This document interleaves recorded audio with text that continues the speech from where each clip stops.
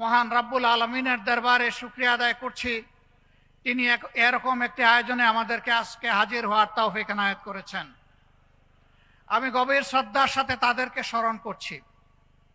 15.5 বছরের ফ্যাসিস্ট আমলে সূচনা থেকে শেষ পর্যন্ত যারা লড়ে গেছেন, জীবন দিয়েছেন, আহত পঙ্গু হয়েছেন, বারবার কারাবরণ করেছেন, চাকরি হারিয়েছেন, বিভিন্নভাবে নির্যাতিত হয়েছেন, আমি আজকের এই জনসভা থেকে তাদেরকে গভীর শ্রদ্ধার সাথে স্মরণ করছি। বিশেষভাবে স্মরণ করছি 24 জুলাইয়ে যারা গগনভেদী আওয়াজ তুলে ফ্যাসিবাদের তক্তে তাউসকে কাঁপিয়ে দিয়েছিল, তছনছ করে দিয়েছিল, ফ্যাসিবাদকে বাংলাদেশ থেকে তাড়িয়ে দিয়েছিল। আমি তাদের প্রতি বিশেষভাবে শ্রদ্ধা নিবেদন করছি। যারা জীবন দিয়েছেন, আল্লাহ তাদেরকে শহীদ হিসাবে কবুল করুন। যারা আহত হয়েছেন, আল্লাহ পাক তাদেরকে সুস্থতার নিয়ামত দান করুন। যারা দফায় দফায় কারাবরণ করেছেন, বিভিন্নভাবে নির্যাতিত হয়েছেন, রব্বুল ইজ্জত তাদেরকে দুনিয়া এবং আখিরাতে সম্মানে ভূষিত করুন। প্রিয় দেশবাসী,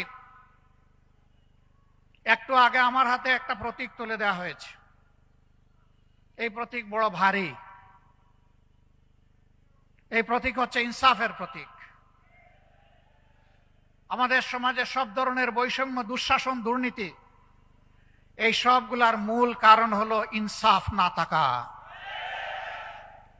এই ইনসাফ যদি থাকতো তাহলে সমাজে দুর্নীতিবাজরা, লুটেরারা, ডাকাতরা ব্যাংক ডাকাতি করে জনগণের সম্পদ লুটপাট করে এই দেশ থেকে নিরাপদে পালানোর সুযোগ পেত না। দেশে দেশে তারা বেগমপাড়া গড়তে পারতেন না। বাংলাদেশের বুকে সন্ত্রাসের রাজ্য কায়েম করতে পারতেন না। কারণ এই কালো টাকা সন্ত্রাসের পিছনেও ব্যয় হয়, আরো কালো টাকা বানানোর জন্য। আজকে আমি এখানে অনেকের মাথায় লাল টুপি দেখতে পাচ্ছি। এই লাল টুপিগুলো 15.5 বছরে রক্তে লাল বাংলাদেশের করুণ চিত্র।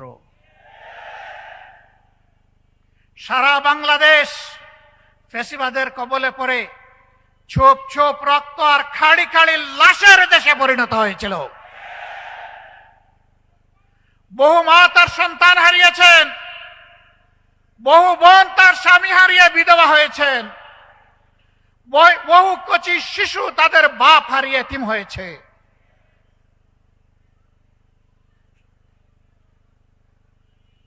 শুধু তাই নয়, আমরা জানি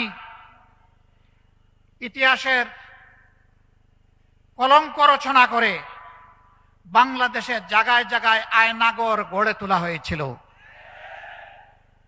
আয়নাগরে থাকা মজলুমরা এখানে আছেন, আপনাদের সামনে তারাও বক্তব্য রেখেছেন। সেনাবাহিনীর কর্মকর্তা হয়েও তিনি এই থাবা থেকে রক্ষা পাননি। উচ্চ আদালতের একজন আইনজীবী হওয়া সত্ত্বেও তিনিও রক্ষা পাননি। রাজনৈতিক কর্মীরা তো রক্ষা পাই নাই। বহু মা এখনো তার হারানো সন্তানকে আর ফিরে পায়নি। বহু বোন তার স্বামীর অস্তিত্ব খুঁজে এখনো, বহু সন্তান এখনো বাপের আগমনের অপেক্ষায় আছে। আমরা জানি না তারা বেঁচে আছে কিনা, কিন্তু মানবিক হিসাব নিকাশ বলে সম্ভবত দুনিয়ায় আর তারা নাই। তাদের আত্মীয় স্বজনরা জানেন না তাদের কবরগুলা কোথায়। আমরা সেই দুঃখী পরিবারগুলার প্রতি আজকে সংহতি জ্ঞাপন করছি। সম্মানিত ভাই এবং বোনেরা, বাংলাদেশ আমাদের সকলের জন্মভূমি।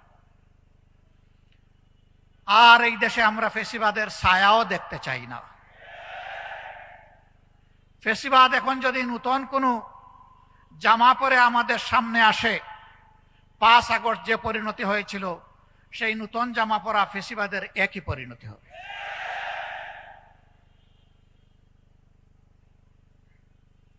বহু ত্যাগ এবং কোরবানির পর এই যে এখানে আপনারা যারা বসে আছেন, আমি বিশ্বাস করি তার কমপক্ষে 40 ভাগ মানুষ বিগত তিনটি নির্বাচনে আপনারা ভোট দিতে পারেন নাই, শুধু তা না, জীবনেও একবার ভোট দিতে পারেন নাই। এই ভোট যারা কেড়ে নিয়েছিল তাদের নাম হচ্ছে ভোট ডাকাত। আপনারা কি নতুন কোনো ভোট ডাকাত দেখতে চান? আমরা নতুন কোনো ভোট ডাকাত দেখতে চাই না। এই 40 ভাগ যুবক আপনাদের হাত ধরেই বিপ্লব হয়েছে, অভ্যুত্থান হয়েছে, যার কারণে আজকে এখানে দাঁড়িয়ে কথা বলতে পারছি। আপনাদেরকে সেলিউট। কাজ কি আপনাদের শেষ হয়ে গিয়েছে? আপনারা যে দুঃশাসন আর দুর্নীতির বিরুদ্ধে, যে বৈষম্যের বিরুদ্ধে রাস্তায় নেমে স্লোগান দিয়েছিলেন, উই ওয়ান্ট জাস্টিস, সেই ন্যায় বিচার কায়েম না হওয়া পর্যন্ত আপনারা কি ঘরে ফিরে যাবেন? অতএব ন্যায় বিচার যাদের হাতে নিশ্চিত হবে, আমরা আপনাদেরকে আহ্বান জানাবো, আমরা সবাই মিলে তাদের সঙ্গী হব ইনশাআল্লাহ। যারা নিজেদের দলের লোকদেরকে চাঁদাবাজি, দখল বাণিজ্য, মামলাবাজি, দুর্নীতি, সন্ত্রাস, পাথর মেরে লোক হত্যা, গাড়ি চাপা দিয়ে লোক হত্যা, এইগুলা থেকে নিজের কর্মীকে যারা বিরত রাখতে পারবে, আশা করি আগামীর বাংলাদেশ তারা জনগণকে উপহার দিতে পারবে। আর যারা এগুলা পারবে না, তারা যত রঙিন স্বপ্ন জাতিকে দেখাবেন, জাতি তাদের এই মতলব বুঝতে জাতির মোটেই কোনো অসুবিধা হবে না। প্রিয় ভাইয়েরা, আমি কারো সমালোচনার দিকে যেতে চাই না। কেন চাই না জানেন? আমি যখন ডান দিকে, বাম দিকে, সামনে পিছনে চোখ মেলে তাকাই, তখন অন্তত ছোট্ট একটা জায়গাতে গিয়ে শান্তি পাই, যে যারা ফ্যাসিবাদ কায়েম করেছিল এবং তাদের যারা মূল দূষর ছিল, এখন তাদেরকে দেখতে পাই না। এখন আছেন তারা যারা ফ্যাসিবাদের জাতাকলে পিষ্ট হয়েছিলেন। তাদের প্রতি, সকলের প্রতি আমাদের বিনয়ী অনুরোধ, ফ্যাসিবাদের যে কষ্টটা আমরা আপনারা সকলে ভোগ করেছি, মেহেরবানি করে এই কষ্টটা কেউ আর জনগণকে দিবেন না। কিন্তু এখনো দিচ্ছেন। আমরা দেখতে চাই এগুলো বন্ধ হচ্ছে। যদি বন্ধ না হয়, তাহলে আগামী 12 তারিখ জনগণ 2টা হা ভোট দিবে আর অনেকগুলা না ভোট দিবে ইনশাআল্লাহ। একটা হা ভোট হচ্ছে পরিবর্তনের আকাঙ্ক্ষায়, ঘুরে ধরা রাজনীতির কাঠামো পরিবর্তন করার আকাঙ্ক্ষায় জনগণ মুখিয়ে আছে। এই জন্য জনগণ গণভোটে হা বলবে ইনশাআল্লাহ। আপনারা কি হা ভোটের পক্ষে লড়াই করে যাবেন? দ্বিতীয় হা হচ্ছে দেশের সার্বভৌমত্ব এবং স্বাধীনতা, শিশু থেকে আবাল বৃদ্ধ বনিতা, মা বোন থেকে শুরু করে ভাই ভাতিজা সবাই, সকলের অধিকার প্রতিষ্ঠিত করার অঙ্গীকার নিয়ে রাস্তায় নেমেছে, মাঠে এসেছে। নির্বাচনী মাঠে 10 দলীয় সমঝোতার জোট। এই 10 দলকে বিজয়ী করার মানে হচ্ছে আধিপত্যবাদের বিরুদ্ধে হা ভোট। এর অর্থ হচ্ছে চাঁদাবাজের বিপক্ষে হা ভোট। এর অর্থ হচ্ছে দখলদারদের বিরুদ্ধে হা ভোট। এর অর্থ হচ্ছে ফ্যাসিবাদের বিরুদ্ধে হা ভোট। এর অর্থ হচ্ছে ব্যাংক ডাকাতদের বিরুদ্ধে হা ভোট। এর অর্থ হচ্ছে মা বোনদের ইজ্জতের উপর যারা হাত দেয় তাদের বিরুদ্ধে হা ভোট। এই সব মিলে একটা হা ভোট হবে। আজকে এখানকার এই আসনের প্রার্থী হিসাবে আমার হাতে পাল্লা তুলে দেওয়া হয়েছে। আমার সাথে 10 দলের আরো কিছু প্রার্থী এখানে আছেন। আমি তাদের হাতেও আপনারা অনুমতি দিলে আপনাদের পক্ষ থেকে প্রতীক তুলে দিতে চাই। আপনারা খুশি আছেন? নাহিদ ইসলাম প্রথমে আসবেন।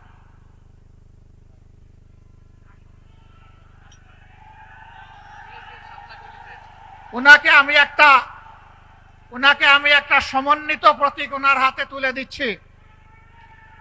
বাকিদের হাতে দিব দাড়ি পাল্লা, ওনার হাতে পাল্লা কলি। ওনার হাতে কি দিচ্ছে? পাল্লা কলি। এই দেখেন পাল্লা আছে, এটার মাথায় একটা কলি আছে, এইটাকেই শাপলা কলি আপনারা ধরে নেবেন ইনশাআল্লাহ। ঢাকা 11 আসনের যারা ভোটার তাদের জন্য আমরা ইনসাফের প্রতীকের সাথে শাপলা কলি আমরা নাহিদ ইসলাম, যিনি জাতীয় নাগরিক পার্টির আহ্বায়ক, তার হাতে আমরা তুলে দিচ্ছি।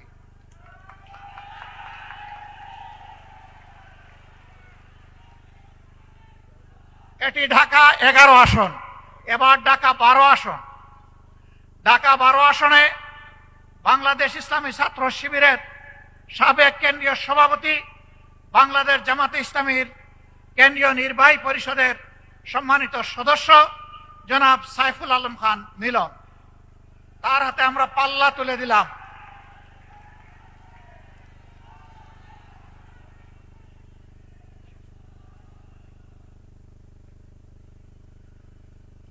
এরপরে হাসিনার সৃষ্ট দুনিয়ার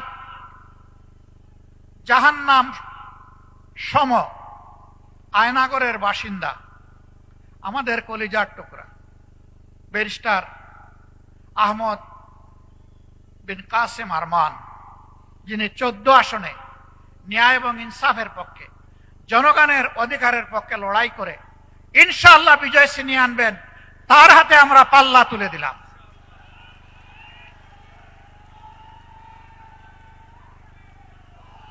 ডান দিকে আসবে, ডান দিকে, বাম দিকে না, ডান দিকে। যারা আসবেন ডান দিকে আসবে। এরপরে পার্শ্ববর্তী আসন ঢাকা 16 আসনে সেনাবাহিনীর সাবেক একজন কর্মকর্তা কর্নেল জনাব আব্দুল বাতিন সাহেবের হাতে আমরা ইনসাফের প্রতীক দাড়িপাল্লা তুলে দিচ্ছি। এই আশায় এবং এই আহ্বানে 16 নম্বর আসনের ভোটাররা ইনশাআল্লাহ বিপুল ভোটে দাড়িপাল্লাকে বিজয়ী করবেন ইনশাআল্লাহ।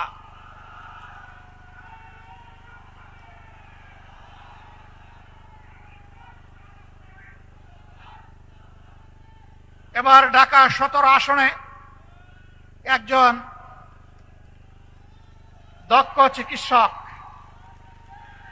সন্তান না পাওয়া মা বাবার কষ্টে যিনি পাশে দাঁড়ান, আল্লাহ তাআলা যার উসিলায় অনেক মা বাবাকে সন্তানের মুখ দেখিয়েছেন, আজীবন যিনি একজন সমাজসেবক, আমি বলি যে ওর রক্তে সমাজসেবার নেশা। আমরা সেই সফল চিকিৎসক খালেদুজ্জামানের হাতে এবার তিনি ঢাকা 17 আসন থেকে লড়ে ইনশাআল্লাহ বিজয় ছিনিয়ে আনবেন, তার হাতে আমরা পাল্লা প্রতীক তুলে দিলাম। আলহামদুলিল্লাহ। প্রিয় এলাকাবাসী, আমি জাতীয় জীবনে কিছু কথা বলার আগে এই এলাকার হক প্রথমে আমার উপর বর্তায়। আমি যে এলাকাটিতে দাঁড়িয়ে আছি, এই এলাকায় আমি একটা খণ্ডচিত্র আপনাদের সামনে 1 মিনিটে তুলে ধরতে চাই। এটি রাজধানী ঢাকার একটি গুরুত্বপূর্ণ এলাকা। তার পাশেই আমাদের গর্বের সেনানিবাসের হেডকোয়ার্টার, আরো অনেকগুলা গুরুত্বপূর্ণ প্রতিষ্ঠান চতুর্দিকে আছে। এই ধরনের একটি এলাকায় যেখানে 8 থেকে 10 লক্ষ মানুষের বাস, সেখানে কি কি সামাজিক পরিষেবা বা সুবিধা থাকতে হবে আর কি আছে আপনারা একটু আশা করি দেখে নেবেন। মসজিদ আছে সর্বমোট 148টা, আলহামদুলিল্লাহ। প্রায় সকল পাড়ায় মসজিদ আছে। ঢাকাকে বলা হয় মসজিদের শহর। গির্জা আছে 8টি, এখানে মন্দির আছে 1টি, ইয়াতিমখানা আছে 27টি, কওমি মাদ্রাসা আছে 23টি, হাফিজি মাদ্রাসা আছে 56টি, সরকারি প্রাথমিক বিদ্যালয় আছে 6টি, কিন্ডার গার্ডেন আছে 29টি, স্কুল আছে 22টি, প্রাইভেট হাসপাতাল আছে 12টি। দুঃখের বিষয়, এত বড় এলাকায় একটাও আন্ডার গ্রাজুয়েট কলেজ নাই, একটা মানসম্মত হাসপাতাল নাই, সেটা সরকারি হোক কিংবা বেসরকারি হোক। প্রাথমিক লেভেলের কিছু হাসপাতাল আছে, বেশিরভাগ বেসরকারি। এই এলাকায় 3টা বড় খাল আছে, এগুলাকে খাল বলা যাবে না, এগুলো এখন ময়লার ভাগাড়। ওর পাশ দিয়ে হাঁটতে গেলে আপনি নাক চাপা দিয়েও হাঁটতে পারবেন না, আপনি অসুস্থ হয়ে পড়বেন, মাথা ধরবে এবং আপনার মাথা ব্যথা শুরু হবে। এর সাথেই পাল্লা দিয়ে বসবাস করছে অসংখ্য মানুষ। ড্রেনগুলা একেবারেই অপরিচ্ছন্ন, মশা মাছির ভাগাড়, প্রজনন কেন্দ্র। রাস্তাগুলা সরু, যা একটু বড় করা হয়েছে রাস্তার মাঝখানে একটা লাইট পোস্ট। এটা দেখার কেউ নাই, সরানোর কোনো প্রয়োজন নাই। ভাঙা রাস্তা, বাচ্চারা স্কুলে যাওয়ার সময় 3বার হুমড়ি খেয়ে পড়ে, তার সাথে হাতে ধরা মাও পড়ে যায়। সন্ত্রাস, মাদক এই এলাকায় দীর্ঘদিন ক্ষতিগ্রস্ত করেছে। আমরা তার নিখুঁত চিত্র তুলে আনার চেষ্টা করছি। মহান রব্বুল ইজ্জতের ইচ্ছায় আপনাদের ভালোবাসা, সমর্থন এবং ভোটে যদি বাংলাদেশ জামাতে ইসলামী এখানে বিজয় লাভ করে, আমরা কথা দিচ্ছি এই অভিযোগগুলা নিয়ে বাসায় গ্যাস সাপ্লাই নাই, সারাদিন মহিলারা তাকিয়ে থাকেন কখন গ্যাস আসবে আর হাড্ডি পাশন বসাবেন। আমরা আপনাদেরকে কথা দিচ্ছি, আপনাদেরকে সাথে নিয়ে আপনাদের পাশে দাঁড়িয়ে ইনশাল্লাহ এই সমস্ত সমস্যার সমাধান আমরা করব। যেটা পারবো না, কেন পারছি না, যেটা দেরি হচ্ছে, কেন দেরি হচ্ছে, এটা জানানোর দায়িত্ব আমাদের, আর জানার অধিকার আপনাদের। আমরা তা আপনাদের সামনে স্পষ্ট করব। এই এলাকার জন্য মানসম্মত হাসপাতাল এবং শিক্ষা প্রতিষ্ঠান ইনশাল্লাহ গড়ে তোলা হবে। মণিপুর হাই স্কুল সারা দেশের মধ্যে শ্রেষ্ঠ হাই স্কুলে পরিণত হয়েছিল। ফেসিবাদের কবলে পড়ে এই হাই স্কুলের কি হয়েছে আপনারা তার সাক্ষী। আমরা শুধু মণিপুর হাই স্কুল না, এরকম যতটা শিক্ষা প্রতিষ্ঠান আছে সবগুলাকে আমরা দেশের শ্রেষ্ঠ মানে আনার চেষ্টা করব। শুধু দেশ নয়, এই শিক্ষা প্রতিষ্ঠানগুলোতে কিভাবে বিশ্বমানের শিক্ষাদান নিশ্চিত করা যায় তার জন্য আমরা সর্বাত্মক চেষ্টা চালাবো ইনশাআল্লাহ।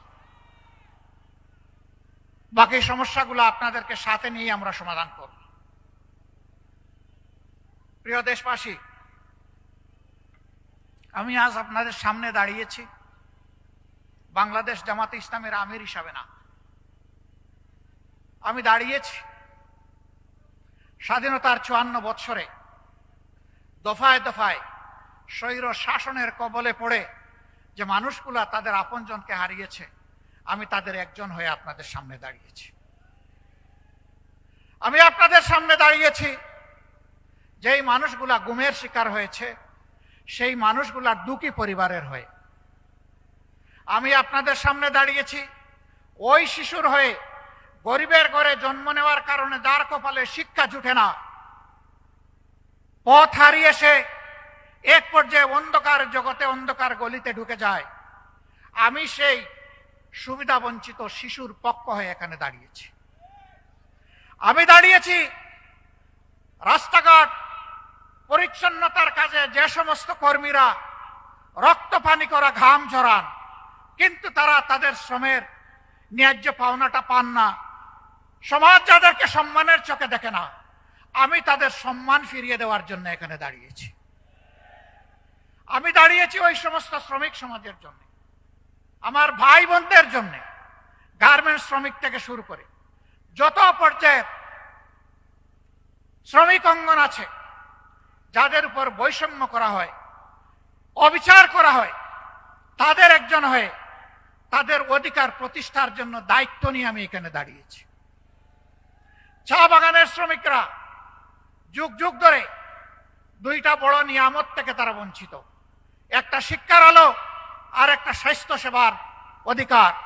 এই দুইটা থেকে তারা যুগ যুগ ধরে বঞ্চিত। আমি দাঁড়িয়েছি তাদের হয়ে কথা বলতে।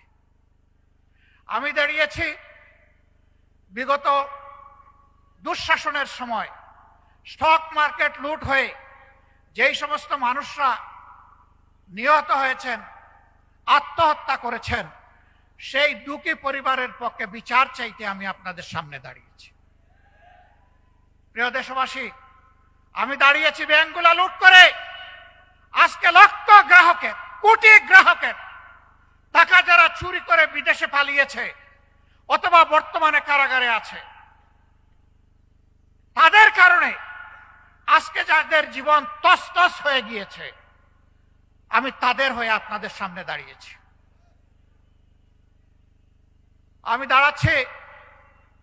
আমি দাঁড়িয়ে আছি 24-এর বিপ্লবীদের হয়ে। আজকে বিভিন্ন জায়গায় তাদের উপর অত্যাচার এখনো বন্ধ হয়নি, তার বাস্তব প্রমাণ শহীদ শরীফ উসমান ইবনে হাদি। তার কণ্ঠ ছিল আধিপত্যবাদের বিরুদ্ধে, কণ্ঠ ছিল চাঁদাবাজদের বিরুদ্ধে, কণ্ঠ ছিল দুর্নীতিবাজদের বিরুদ্ধে, কণ্ঠ ছিল যুবকদের প্রত্যাশার একটা বাংলাদেশ গড়ার পক্ষে। যারা তা চায় না তারা তাকে শেষ করে দিয়েছে, কিন্তু না, হাদি শেষ হয়ে যায়নি। হাদি একজন ছিল, এখন 18 কোটি হাদি তৈরি হয়েছে। 18 কোটি হাদি, 18 কোটি মানুষের অন্তরে হাদি এখন শ্রদ্ধার বিপ্লবের আসন সে দখল করে নিয়েছে। এই হাদির রক্ত থেকে এখন লক্ষ নয় কোটি হাদি তৈরি হয়েছে। হাদি, তোমাকে আমরা কথা দিচ্ছি ভাই, তোমার রূহ তার সাক্ষী থাকুক। তুমি যে স্বপ্ন নিয়ে লড়াই করতে নেমেছিলে, এই স্বপ্ন বাস্তবায়ন না হওয়া পর্যন্ত আমরা লড়াই থামাবো না। আমরা আমাদের যুবকদেরকে, আমাদের তরুণ তরুণীদেরকে প্রফেশনাল শিক্ষা দিতে চাই। আমরা তাদেরকে নৈতিক শিক্ষা দিতে চাই, যেই শিক্ষা প্রত্যেকটি নাগরিককে দেশপ্রেমিক হতে শিখাবে ইনশাআল্লাহ। স্বার্থপর হতে শিখাবে না, আত্মকেন্দ্রিক করবে না, সমাজের প্রতি দায়বদ্ধতা শিখাবে। সেই শিক্ষাটা আমরা তাদেরকে দিব ইনশাআল্লাহ। আর ওই শিক্ষা দিব যেটা সার্টিফিকেট তৈরি করে না, বরঞ্চ যেটা দক্ষতা তৈরি করে। সেই দক্ষতার হাত গড়ে তাদের হাতে বাংলাদেশ তুলে দেব। তাদের হাতে খয়রাতি কোনো অনুদান আমরা তুলে দিয়ে তাদেরকে অপমান করতে চাই না। আমাদের যুবক সমাজকে আমরা সম্মানিত করতে চাই। তারা দেশ গড়ার কাজে অংশ নেবে আর বুক ফুলিয়ে বলবে, আমি কারো অনুদানে নয়, বরঞ্চ আমি আল্লাহর দেওয়া সামর্থ্য অনুযায়ী আমার দেশকে আমি দিয়ে চলেছি, অবদান অব্যাহত রাখবো। এই দেশ গড়ার আমিও একজন নাগরিক এবং একজন কারিগর। আমরা ওই ধরনের কোনো কার্ডের ওয়াদা দিচ্ছি না। 2000 টাকা দিয়ে একটা পরিবারের কোনো কিছু সমাধান হবে? আর আমার ভাই নাহিদ ইসলাম বলেছে তাতে আবার ভাগ বসিয়ে দেওয়া হবে। খাজনা আগে, তারপরে অন্যটা। 2000-এর 1000 আমার খাজনা, আমাকে আগে দাও, তারপরে তোমারটা তুমি বুঝে নাও। তাও না, কাল্পনিক কিছু মানুষের চরিত্র একে তাদের হাতে তুলে দেওয়া হবে, সরকারের হাতে তুলে দেওয়া হবে, বেকারের হাতে নয়। এই বৈষম্যগুলাকে আমরা দেখতে পাইনি। টাকা কোত্থেকে আসবে? টাকার সোর্স তো জনগণ। এটা তো আমাদের কারো টাকা না, জনগণের ট্যাক্সের টাকায় দেশ চলে। ট্যাক্সের বাইরে কিন্তু একটা বেসরকারি ট্যাক্স আছে, প্রত্যেকটা মুদির দোকানে, রাস্তাঘাটে, হকারের কাছে, এমনকি রাস্তার পাশে বসে যে ভাই বোনটি ভিক্ষা করে তার কাছ থেকে একটা ট্যাক্স নেওয়া হয়। ওই ট্যাক্সের টাকা আমরা আমাদের জনগণের হাতে তুলে দিতে চাই না। না, শুধু তাই না, ওই ট্যাক্স বন্ধ করে দেওয়া হবে ইনশাআল্লাহ। ওই ট্যাক্স নামের চাঁদাবাজি আর চলবে না। আমরা বাস্তব চিত্র দেখি, গাড়ি থেকে টাকা নিচ্ছে, বলে এটা কি? বলে এটা রাজনৈতিক ইজারা। আপনি কোন দলের? একটা বলেন নাম, তো পাশ করে বলে দেয়। আবার কেউ নাম বলার আগে কয় দেন মিয়া টাকা, নামের কি দরকার আপনার? বলছে আমি কারে টাকা দিচ্ছি এটা আমার জানতে হবে না? বাপটা এমন যে আজকে জানার দরকার নাই, হাসরের দিন জানবেন। সম্মানিত ভাইরা, আমরা ঘোষণা করেছি চাঁদা আমরা নিব না এবং চাঁদা কাউকে নিতে দিব না ইনশাআল্লাহ। আমরা বলেছি দুর্নীতি আমরা করব না এবং দুর্নীতি কাউকে করতেও দেব না। আমরা বলেছি ইনসাফ প্রত্যেকের জন্য জাতি ধর্ম দল নির্বিশেষে নিশ্চিত করা হবে। ইনসাফ এখন থেকে আর টাকা মূল্যে বিক্রি করা হবে না। সেই বাংলাদেশটাই আমরা করতে চাচ্ছি, যেই বাংলাদেশ হবে শিশুর, যেই বাংলাদেশ হবে তরুণ তরুণীর, যেই বাংলাদেশ হবে যুবক যুবতীর, যেই বাংলাদেশ হবে একজন মুসলমানের, একজন হিন্দুর, একজন বৌদ্ধর, একজন খ্রিস্টানের, যেই বাংলাদেশ হবে আপামর জনগণের, যেই বাংলাদেশ হবে শ্রমিকদের, যেই বাংলাদেশ হবে কৃষকদের, যেই বাংলাদেশ হবে সকল ক্ষেত্রে পেশাজীবীদের। আর এমন বাংলাদেশ নিয়ে গর্ব করবে আর বলবে আমি একজন বাংলাদেশী। সেই বৈষম্যহীন বাংলাদেশ আমরা করতে চাই ইনশাআল্লাহ। আপনারা এই বৈষম্যহীন বাংলাদেশ করার জন্য প্রস্তুত? তাহলে আজ থেকে 10 দলের যার যেখানে প্রতীক সেইটার পক্ষে আপনারা সর্বশক্তি নিয়োগ করে আপনারা ন্যায়ের পক্ষে, ইনসাফের পক্ষে আগামী 12 তারিখ একদিকে রেফারেন্ডামে হা, গণভোটে হা, আর এই 10 দলের প্রতীকে হা, এই দুই জায়গায় হা দিয়ে জনগণের বিজয় ছিনিয়ে আনবেন ইনশাআল্লাহ। এই বিজয় কোনো পরিবারের হবে না, এই বিজয় কোনো গোষ্ঠীর হবে না, এই বিজয় হবে আপামর জনগণের ইনশাআল্লাহ। সম্মানিত ভাইরা, কার কার করে নারী নাই একটু হাত তুলেন। মা বোন নাই কার কার করে একটু হাত তুলেন দেখি। একটাও হাত নাই। নারী পুরুষ মিলেই সমাজ।